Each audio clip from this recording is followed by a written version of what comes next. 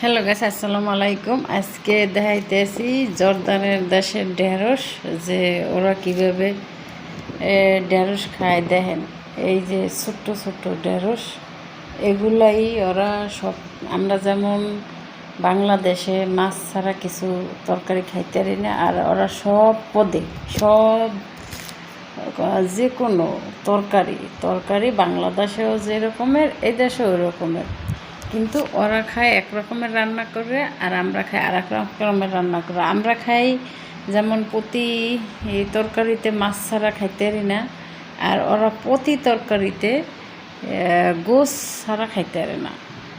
তো এটা হয়েছে ঢেঁড়স। আমাদের দেশের বাংলাদেশে যেমন বড় বড় করে ঢেঁড়স খায়, আর এ দেশে বেশিরভাগই ছোটোগুলো।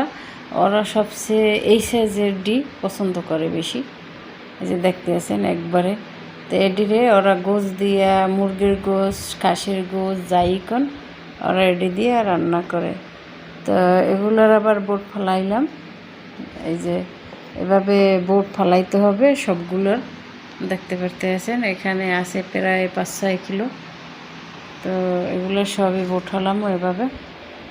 আর এডি গোস দিয়ে মনে হয় রান্না করা হবে।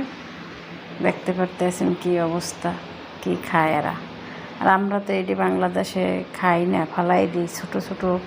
এটির কী খাবো এটি বলি, কারণ এটিতে নাকি প্রচুর ভিটামিন আছে, তাই ওরা ছোটোটা খায়, বড় হলে ওরা খায় না।